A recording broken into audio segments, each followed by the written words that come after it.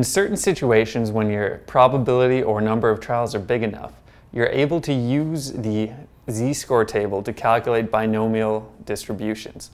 So this would be used in situations where it would be too many calculations to do it the binomial way.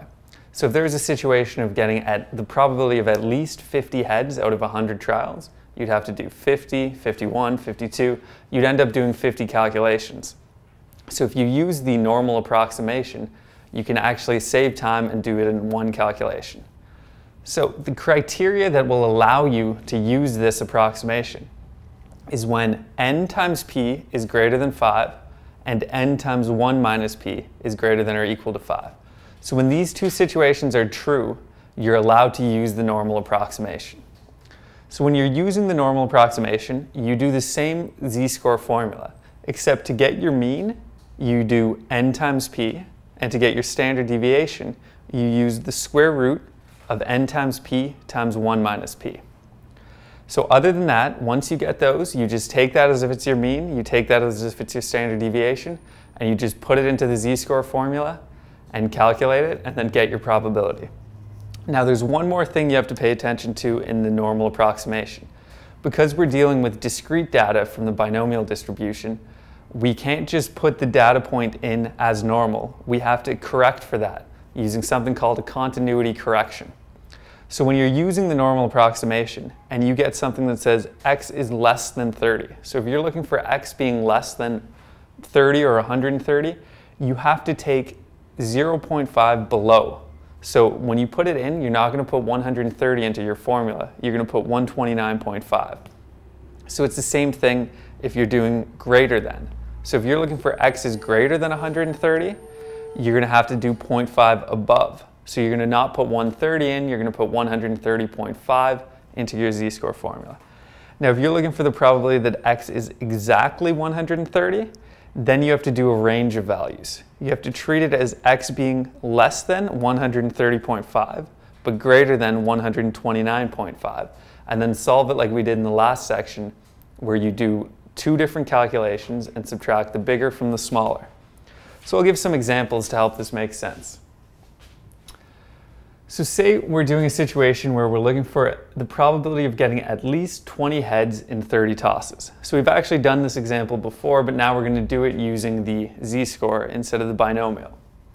So we set it, first we check to see if we're allowed to use it. So we do n times p, and that equals 15. So it's greater than or equal to 5, so we're good to go. Now we check n times 1 minus p, also greater than 15. So with these two criteria being met, we can move on. If even one of these was less than 5, we wouldn't be able to go on with this. So now we calculate our mean. So n times p is 15, so our mean is 15. And then we do the square root of n times p times 1 minus p, and that gives us 2.74. So we have our mean, our standard deviation, using the formulas that I just showed you over there, and now we put it into the z-score table. So we're looking for at least 20 heads. So that means more than 20 heads. So we have to use the continuity correction. So we can't put 20 in, we have to put in 20.5. So we put that in, calculate our z-score, and it comes out equal to 2. So we go to the table and we find the probability, but remember, since we're doing greater than, you still have to do the stuff we did in the previous section. So if you're going greater than, you have to do 1 minus the probability that you get from the table.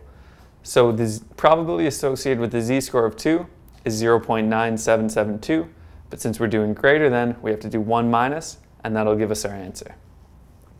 I'll do one more example. Let's say we're looking for the probability of getting exactly 20 heads. So we've actually done this in a previous unit, so we can compare the answers to see how the normal approximation and the binomial calculations differ. So exactly 20 heads means that we have to do a range of 0.5 above and 0.5 below, and then subtract.